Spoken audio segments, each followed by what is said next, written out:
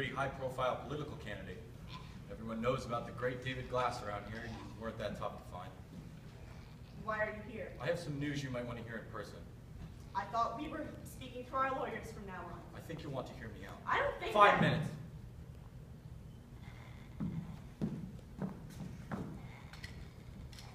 I'm not talking without my lawyer. Did he advise you not to speak to me after my last visit? You seemed pretty anxious to prevent the scene. You have 3 minutes. A reporter called me this morning, wanting to talk about you. What did you say? He left a message asking me to call him back, but I think we both know why he's calling. We could be on the front page of tomorrow's paper if I pick up the phone, but I doubt your new boyfriend wants us to hang our dirty laundry up in the town square a week before the election. So you're here to blackmail me? It doesn't have to be this difficult. After 13 years of marriage and having a child together, it's come to this. I came home that night and you two were just gone, vanished. 13 years with a person and you think you know her. What about a husband who stops coming home to you at night? When did I stop being enough for you? We've been growing apart for years. We were different then. And when did this happen? You want me to get out a calendar? We could never see eye to eye on anything. Including how to deal with our son. We need to move forward and stop looking back at what we can't fix. We never really tried to fix anything. We stopped speaking to each other after Jesse stopped talking. People change, and sometimes there's no reason or logic to it. You just want different things out of life. You just move on. What about Jesse? Why do you suddenly want custody? He's my son, and I could provide a stable life for him. And I can't. You just gave up on us, walked out, and stopped coming home. I always provided for you both. You gave up on your son. How dare you! We took him to 2 psychologists! You can't just hand your child off to someone and hope they take care of the problem.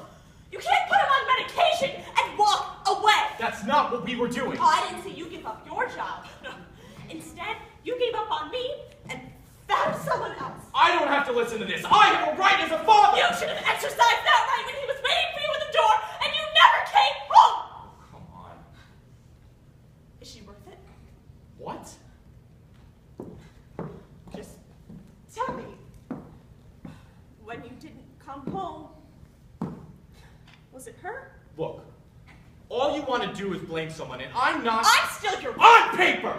Stop this constant badgering, blaming, accusing, everything. It doesn't get us anywhere, and it doesn't help Jesse either. I want to know why his father wants to walk back into his life after being gone for so long. What happened?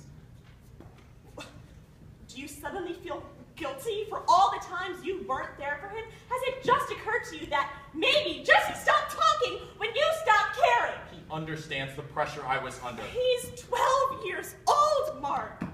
How do you know he understands when he won't talk to you, or me, or anyone? I'm all for responsibility, but when is it my turn to make myself happy? It's all about you, isn't it? And let it go. Both of us.